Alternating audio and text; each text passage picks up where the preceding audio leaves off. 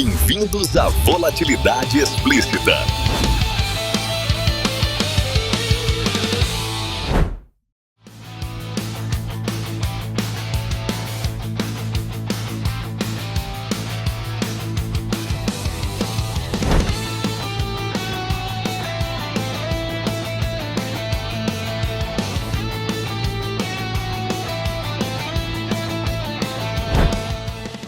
Olá, estamos começando mais um episódio de Volatilidade Explícita, dando continuidade ao tema de bancos.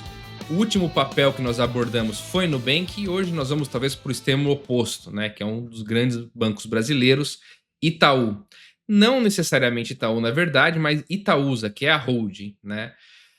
Não tem como falar de um sem falar do outro, porque 90% de Itaúsa, até um pouco mais, é Itaú. Então, quando a gente fala de um, naturalmente nós estamos falando do outro também, né? E no semana que vem nós temos a divulgação dos resultados do Itaú.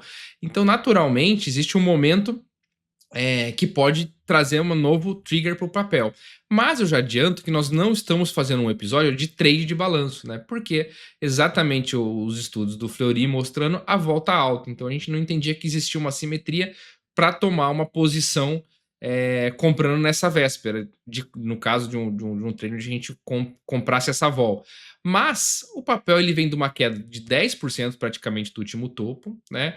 E o mercado costuma receber bem o balanço de Itaú, né? É um banco muito diligente e que costuma sempre entregar um resultado positivo. Então talvez a gente aproveitar ali antes desse movimento e já se posicionar no papel pode fazer sentido. Inclusive tem algumas casas até recomendando alguns trades mais arrojados para o papel, mas eu acho que a gente vai nessa onda mais de alocação mesmo, né?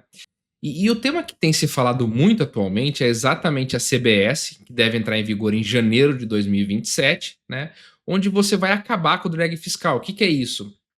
800 milhões que hoje Itaúsa paga de PIS e COFINS quando ela recebe o JCP de Itaú, vai se acabar com essa nova entrada dessa lei, né? Sendo que é bom deixar claro que no Brasil a gente brinca que até o passado é incerto, né? Então, como isso está para ser implementado a partir do ano que vem, a gente sabe que ainda pode ter discussões em Brasília sobre esse tema. Então, até levando nesse ponto, a gente tem o papel aí hoje na casa dos R$14, com um yield de 9%, e hoje esse desconto de holding está na casa dos 22%, né? Então a gente sabe que um pensamento muito simplista poderia falar, poxa, esse desconto de holding vai acabar, né? Ou vai diminuir, dado que você tem essa CBS para entrar em vigor. No entanto, a gente tem que deixar claro que isso são notícias que o mercado inteiro já sabe, né? Então, de certa forma, esse evento já deve estar muito no papel, né, no preço. A gente sabe que o mercado sempre precifica antecipadamente, e não é só esses impostos que ele paga de PIS e COFINS que fazem esse papel ter esse desconto, né? Tem que lembrar que Itaúsa ela tem outras alocações de capitais, aliás, ela existe uma estrutura própria dela que gera um custo que naturalmente deve ter um desconto, como as alocações, que muitas vezes o mercado questiona, ativos ilíquidos, as outras empresas que estão no grupo, como a própria Alpargatas, que teve uma expansão. Então, naturalmente, existe uma divisão aí, onde não é todo esse capital que ele é entregue para o acionista, né? Itaú, você tem o quê? Ele é conhecido por boa parte do seu caixa ser distribuído para o seu acionista. Já a Itaúsa, ela precisa de uma margem a mais, exatamente para eventualmente fusões que ela vai fazer, aquisições, e até também para poder ter essa estrutura a mais de custo. Então a gente não vai. Talvez esse pode ser sim uma diminuição, mas isso seria mais no longo prazo. A gente não está fazendo um trade para operar esse evento, naturalmente, né? Um outro ponto que eu acho que é legal a gente mencionar, dado que a gente faz operações mais exóticas aqui, não tão triviais, é de um trade que é muito comentado, mas que já adianto que não acho que seja o caminho, que é Itaúsa versus Itaú, né? A gente fala, poxa, então não vale a pena a gente comprar Itaúsa e vender Itaú, né? Apostando que essa diminuição de spread pode ocorrer. Na verdade, acho que esse é um trade que não faz muito sentido olhando pelo momento atual, né? Você tem o que a gente chama de dead money, porque você recebe o yield de Itaúsa, mas tem que pagar o de Itaú, você tem BTC, você tem chamada de margem. Então, assim, no fundo, se a gente olhar essa arbitragem, ela deveria, talvez em momentos específicos, acontecer, mas não é um trade estrutural que a gente busca, como é o que a gente está querendo fazer aqui de posição. Por isso que a gente, na verdade, vai tentar fazer um outro trade exatamente usando as estruturas que o Fleury tem apresentado. Então é exatamente esse o ponto, né? Acho que talvez tenha estruturas mais inteligentes, trades mais sofisticados para a gente fazer em Itaúsa, que não seja esse long short que é tão falado, mas que na prática a gente sabe que o investidor que realmente faz conta acaba não montando, né? Porque ele é muito bonito na teoria, mas o resultado dele acaba que não entrega. Ou seja, esse trade de Itaúsa versus Itaú não seja o cavalo mais eficiente, mais inteligente para a gente fazer isso, né? Acho que isso é uma história bonita, né, na teoria, mas que o resultado dela acaba não sendo tão eficiente. Acho que para isso a gente pode trazer o Guilherme para nossa conversa, que com certeza tem trades muito mais eficientes que podem nos dar um resultado e um payoff mais atrativo. Boa tarde, Guilherme. Como que estão as coisas por aí?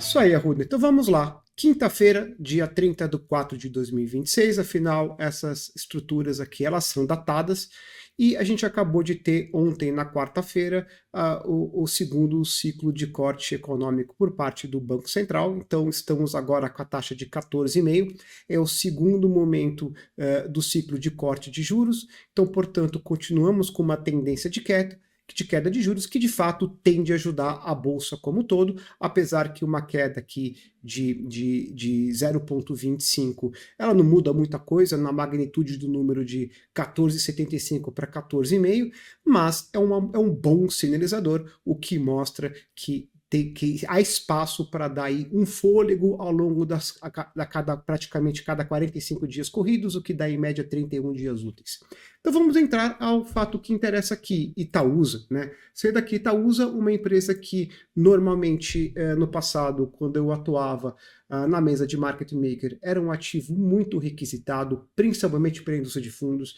Eles sempre gostaram muito, é uma empresa muito reloginho, com previsibilidades claras de comportamento do ativo, e os players sempre gostaram de comprar esse ativo e usar derivativos em cima do mesmo. E sempre tem uma superfície relativamente líquida. Então, eu estava agora há pouco montando uma superfície, então estamos aqui em volta de 2 da tarde, a gente pode ver uma superfície aqui para o primeiro vencimento bem líquida, muitos pontos envolvidos, então a gente tem uma liquidez ampla, pelo menos até o primeiro vencimento, um pouquinho aqui no segundo vencimento, aqui a gente consegue ver já a liquidez já se exaurindo um pouquinho, mas é natural, lembrando que hoje é véspera de um feriado, mais um feriado, ou seja, estamos na terceira sequência de feriados no mesmo mês, e é normal a liquidez já diminuir um pouquinho, mas a gente consegue ver alguma coisa aqui até 100 dias. Então, portanto, existe uma curva líquida diária de Itaúsa o suficiente para a gente tentar fazer uma leitura aqui para o período de 21 dias aqui e tentar tirar alguma interpretação e depois também analisar um pouco as superfícies um pouco mais longas. Então, o que eu fiz aqui? Como eu preparei a aula com antecedência aqui, eu preparei esse material ontem, então os dados são de ontem, aqui era a superfície mais ou menos do mesmo horário do dia 29, então a gente consegue ver mais ou menos os mesmos pontos de liquidez, uma liquidez bem sólida, e a gente consegue ver aqui um at the money, de certo modo, negativamente inclinado, natural, principalmente em ações que estão num período aqui de divulgação de balanço. Então, portanto, a gente vai ter, de fato, aí já algum tipo de impacto no balanço aqui no prêmio da volatilidade, mas lembrando que Itaúsa ainda está por vir, então a gente já tem uma distância ainda grande, então ainda não está capturando o impacto do evento de balanço na sua formação do at the money. Lembrando que evento de balanço ele ocorre trimestralmente. Obviamente as vols hoje estão muito elevadas, dados os conflitos que estão acontecendo, então a gente não teve a oportunidade de encontrar até agora, nas ações que a gente gosta de analisar, alguma oportunidade para analisar a possibilidade de uma compra de uma call e uma put ou até um straddle. Então, infelizmente, o cenário macroeconômico não permitiu, nessa sessão de eventos de balanços, a gente dedicar uma boa oportunidade. Então, não encontrar uma boa oportunidade, a gente deixa passar. Então, vamos ver se no próximo evento de balanços a gente encontra alguma oportunidade para estar analisando. Então, vamos direto ao que interessa, Itaúsa 21 dias. Então, a menor vol observada numa janela de um ano foi de 17,86, o maior valor foi 33,19, uma variação de 15%. relativamente pequena por um prazo curto. E a vol atual é de 24,86, percentil aqui de 70%. Então temos aqui um pouquinho acima da média, não muito elevada, lembrando que Itaúsa, o máximo que a gente encontra é 33, geralmente isso aqui é véspera de evento de balanço, então a gente pode dizer aqui que hoje a vol está próxima das máximas históricas, se a gente expurgar aqui essa caldinha. E apesar de estar nas máximas históricas, nominalmente essa vol não é muito elevada, tá certo? Então vamos nos ativos hoje no mercado que talvez tenha uma das menores volatilidades implícitas observáveis. Skill 0,94, né, percentil de 65, então a gente conclui aqui no Skill muito baixo, então o mercado não está com nenhum tipo de medo, então não existe muita necessidade do mercado de estar comprando as puts, então eu não estou vendo o pessoal se posicionando nessa caldinha aqui da superfície.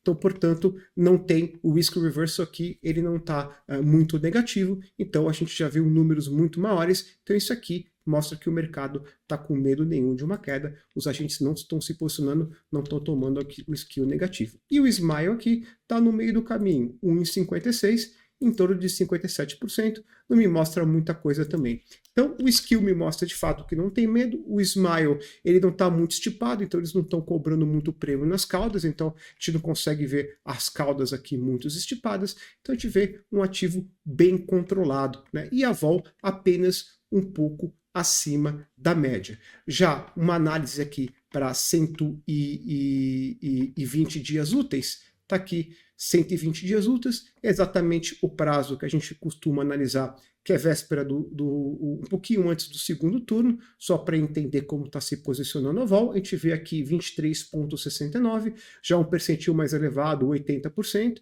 Então as vols mais longas estão com um prêmio um pouquinho maior, né? Apesar que o E-The-Money está negativo, ele só está com prêmio de percentil, a gente vai aumentando o prazo, o E-The-Money vem diminuindo, e no caso aqui, no prazo de um ano, a gente está vendo aqui a vol tradando a 24,14, percentis elevados. Então, nominalmente, o curto está mais alto do que o longo, mas em termos de percentil, o longo está mais alto. Mas esse número aqui não é alto o suficiente para ser claro uma estrutura de venda de volatilidade, mas a gente sabe que acima de 25 a gente já consegue olhar um pouquinho. Então, entendendo aqui o ativo na discussão que eu tive com a Arruda e também a ideia dos potenciais preços targets, o que eu montei? Eu montei aqui, como sempre, um colorzinho vanilla para o prazo na véspera do pleito do segundo turno, só para a gente ver como ele fica.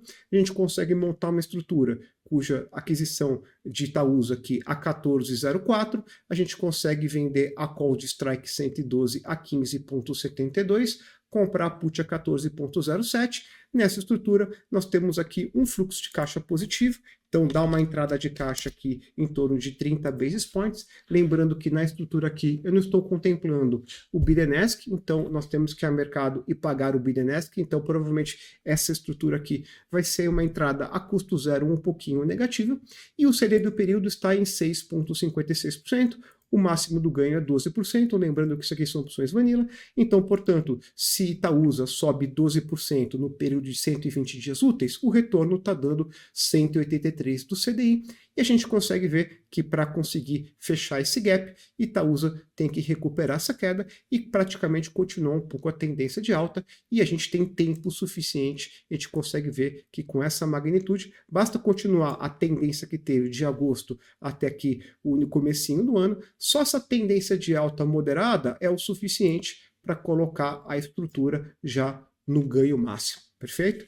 Mas eu acho que 120 dias úteis já começa a ficar curto demais para a gente analisar. Eu só fiz isso aqui por via das dúvidas, para a gente ver como está a estrutura. Ela até para de pé, é uma estrutura que, apesar do prazo ser mais curto, o retorno ele está fazendo sentido, lembrando que eu estou olhando o ativo que está próximo das máximas históricas, então eu achei com a discussão com a Arruda que a assimetria está mais em sempre trabalhar um pouco mais redeado.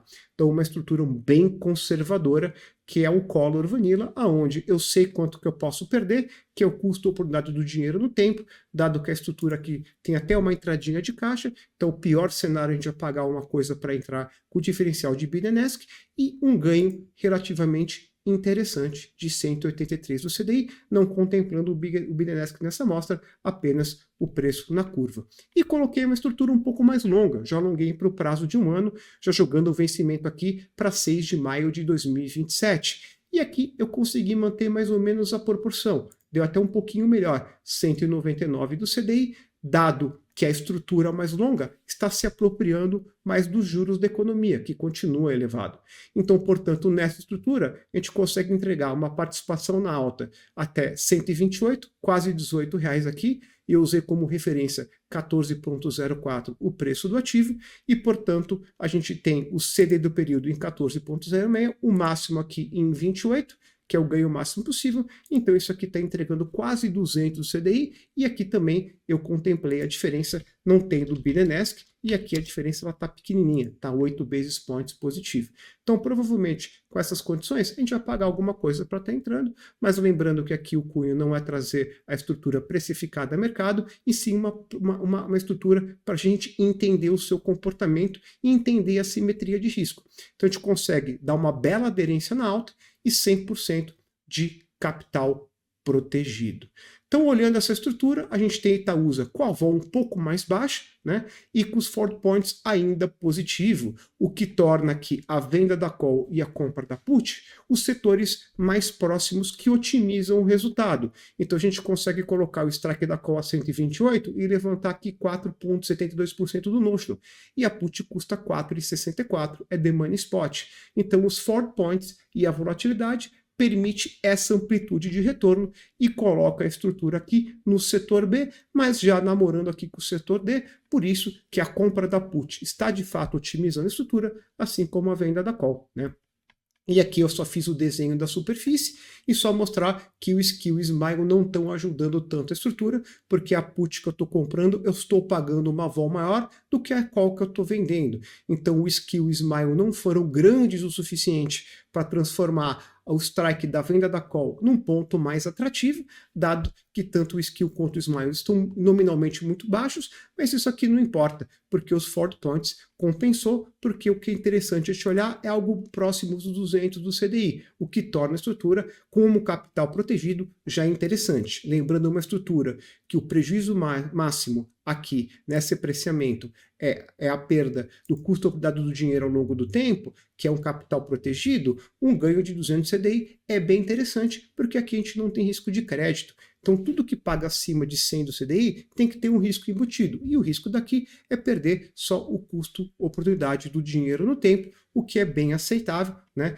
E essa estrutura de Skill e Smiles negativos que não deixaram a venda da call estar com uma vol mais interessante, não prejudicou tanto a estrutura. E a estrutura aqui, eu só montei o dinâmico, compra do papel, venda da call, compra da put, azul claro aqui mostra a determinante. Então, portanto, dado que a gente está aqui no cenário B, a venda da call se otimiza, assim como a venda da call open-in. Então, o que eu fui analisar? Qual que é o trade-off? Deu a analisar a troca da call open-in, da call vanilla, pela call open-in, porque faz algum sentido. Os forward points ainda está elevado, apesar que vols próximas acima de 30, essa troca se torna mais eminente, mas no custo a gente dá uma olhada, né? Então o que eu fiz aqui? Eu reprecifiquei a estrutura 100 com 125 aqui, coloquei a estrutura com entrada de caixa aqui a 0,90 e precifiquei uma call open-in 125 com 140.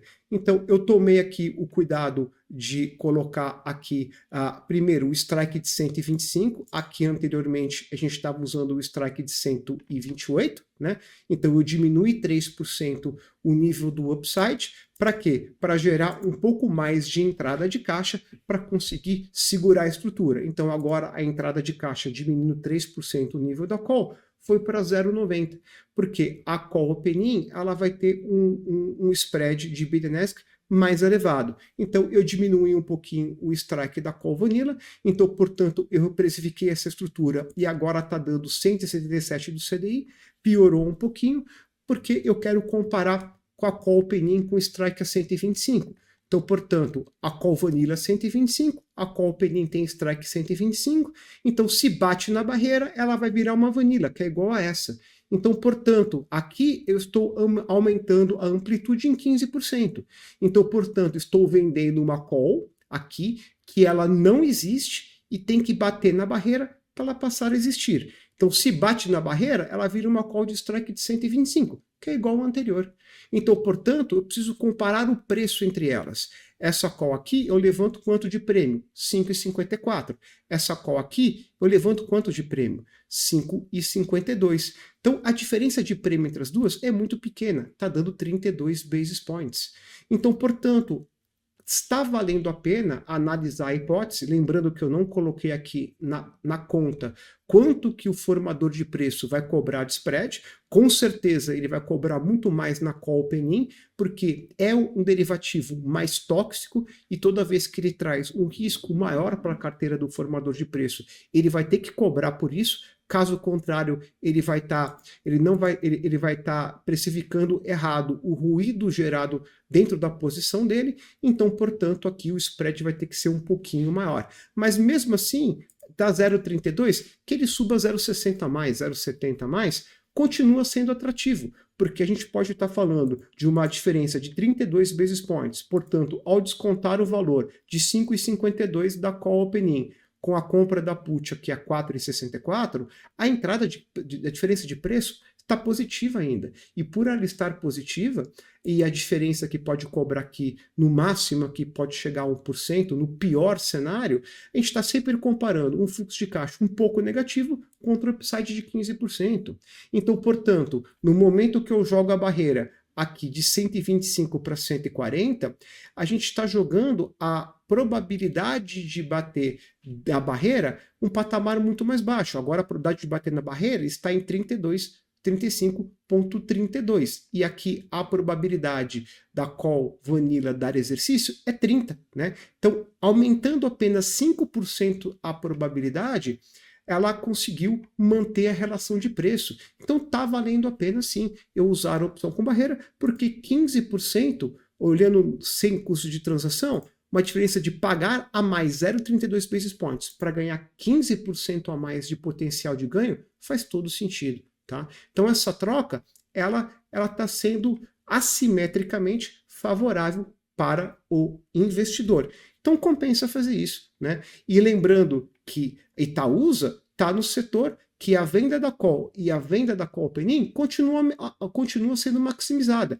E a compra da put também, porque está fletando aqui quase que o setor D. Por isso que essa estrutura, de fato, ela ficou de pé, mesmo com a vol em patamares um pouco mais baixos. E aqui eu coloquei a estrutura de 100 com 125, né? E aqui embaixo eu coloquei 100, 125, 140. E a gente pode ver que aqui o Skill Smile já começaram a ajudar um pouquinho, mas não o suficiente para deixar a vol da barreira acima da vol do strike, né? Mas aqui eu acabei precificando aqui com a vol do strike, então a diferença seria muito pequena em termos de modelagem, porque dependendo do modelo que o market maker está usando, ele pode usar a vol do strike ou a vol da barreira ou uma vol híbrida, mas a diferença está muito pequena. Aqui é 23,51 com 22,93. A diferença aqui é quase 60 basis points. Não é muita coisa, tá? Então não vai dar muita diferença no preço. Então, infelizmente, os Skill Smile não estão ajudando para jogar essa cauda aqui para cima ainda, dada a distância do prazo, mas isso aqui é o único ponto negativo do apreciamento, que não tem a superfície ajudando os pontos. Até porque eu não consigo afastar muito o nível de barreira, caso contrário o HIT começa a cair muito, que atrapalha, vai distanciar o valor da call open-in do valor da call vanilla, porque quanto mais alta a volatilidade que a gente tem do ativo, lembrando que a somatória da in e da out tem que dar a vanilla, quanto mais alta a vol, mais a call open-in vale, menos a call em relação à call penalty, que a somatória das duas tem que dar vanilla, tá certo? Então quanto maior a vol, a call open-in praticamente converge a vanilla. Afastar a barreira vai fazer com que essa diferença, a call penalty comece a ganhar valor e, como consequência, a call open-in perca valor, né? E por último, só para mostrar a grande diferença, eu fiz a estrutura da call opening do no hit e do hit. E a gente percebe que a diferença de preço, na hora que eu coloco num eixo cartesiano, ela é quase invisível. Então, ao comparar a diferença do integral das áreas da área verde contra azul, a gente percebe que a verde, ela está o quê? Ela está um pouquinho abaixo da azul aqui no eixo cartesiano. Mas num ponto que eu nem consigo visualmente olhar essa diferença. E eu consigo ver a estrutura, que a gente está colocando o nível da barreira aqui em torno do número aqui de quase 19,65, aqui quase 20, né? Então, portanto, daqui até quase R$ 20 aqui, a gente tem essa diferença de ganho. Então, eu estou olhando a diferença dessa área aqui contra uma área que eu não consigo ver, que é a diferença da verdinha contra a azulzinha. Então, eu vejo essa estrutura muito assimétrica pela troca da venda da call vanilla pela call opening, porque eu abro mão de um prêmio invisível nesse eixo cartesiano, que a gente sabe que matematicamente o desenho do gráfico está me dando 0,32 de diferença, né? E para um ganho potencial de 15% a mais, o que torna essa estrutura mais assimétrica do que o Color Vanilla. Então, portanto, no melhor dos casos, eu ganho um potencial de ganho de 284, lembrando que fletar com a barreira é praticamente bater nela, então a call opening já vai em direção à vanilla. Então isso aqui é teórico, então a gente não mede aqui a barreira, a gente está olhando muito mais um preço de convergência entre o strike e a barreira. Então, portanto, a barreira é teórica, mas a gente tem na estrutura o mínimo de 177, o máximo de 284, por um diferencial de preço muito pequeno, o que eu vejo que essa estrutura, de fato, ficou mais assimétrica. Então temos aqui a Itaúsa, num gráfico de 2 anos, com uma clara tendência de alta, né? Agora no início do segundo momento do ciclo de corte da taxa de juros, dado a política monetária do Banco Central para colocar a inflação dentro da meta teórica, então, portanto, a expectativa é que outros cortes possam vir e que ajuda e que dê um fôlego para o ativo continuar subindo. E olhando para o resto do mundo, o mundo ainda está muito confuso e por isso que na discussão com a Arruda eu optei por mostrar para ele olhar as duas estruturas como uma opção para o portfólio, dado que está muito difícil olhar alguma ação no mercado e dizer é essa daqui que está com uma boa tendência de valorização. Então, portanto, dado a escolha do ativo por parte do Arruda, o máximo que eu consegui colocar como as estruturas que faça sentido, dado o cenário econômico agora de incertezas, o ativo nas máximas históricas, com uma boa perspectiva de alta, são umas duas estruturas. Uma super conservadora e a outra, ela é conservadora, porque o payout é praticamente o mesmo, com a diferença dos fluxos de caixa de 0,32, mas com ganho potencial de 15% a mais. Arruda, dado as explanações aqui das duas estruturas, o que você entendeu, o que você achou como estratégia para o seu portfólio?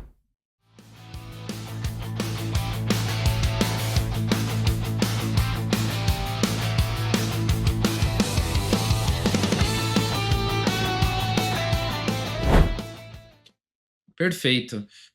Super claro. Mais uma vez, operações superando as expectativas, né? Porque quando a gente vê a média do target price dos analistas, está ali na casa de 16,50, o que seria 20% de alta do preço atual do ativo.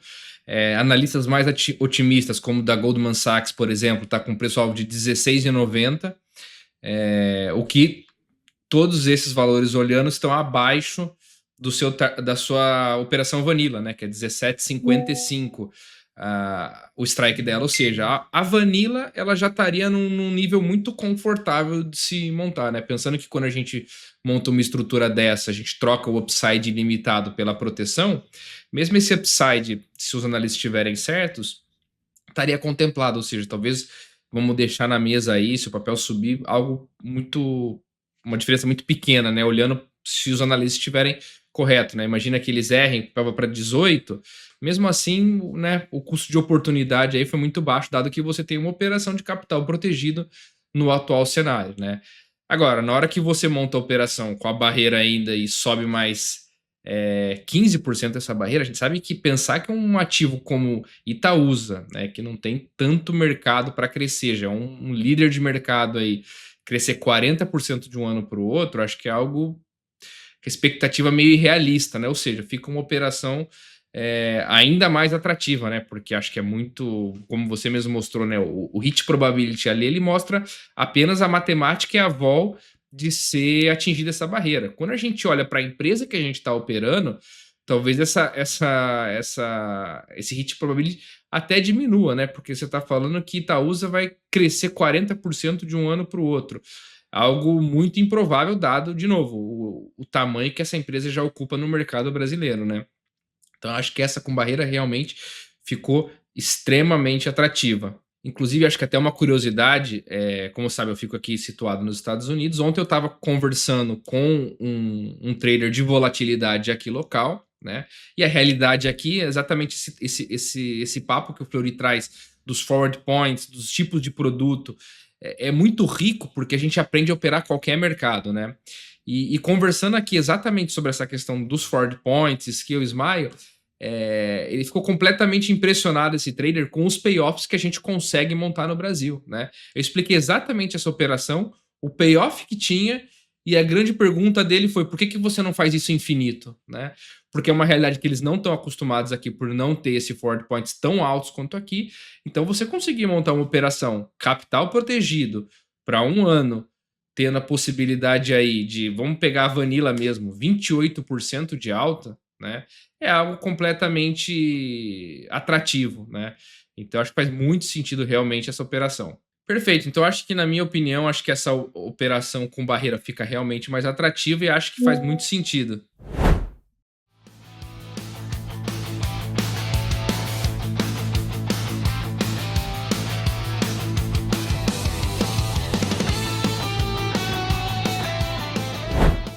Então, queria só colocar um último ponto, dado o que você acabou de colocar, muito simples. Estou montando aqui o Monte Carlo de Itaúsa, prazo de um ano, coloquei a barreira a 19,65, o preço spot a 14, e aqui eu vou colocar os strikes a 14 e vou fazer o desenho aqui da estrutura da distribuição, a la roxinha sendo a in, a vermelhinha a out. Então vamos observar aqui, agora o que eu tenho aqui a estrutura roxinha, que é o Monte Carlo aqui 1, eu vou ter above, below strike, né? above bearer 18,40% das observações ficando acima do nível da barreira.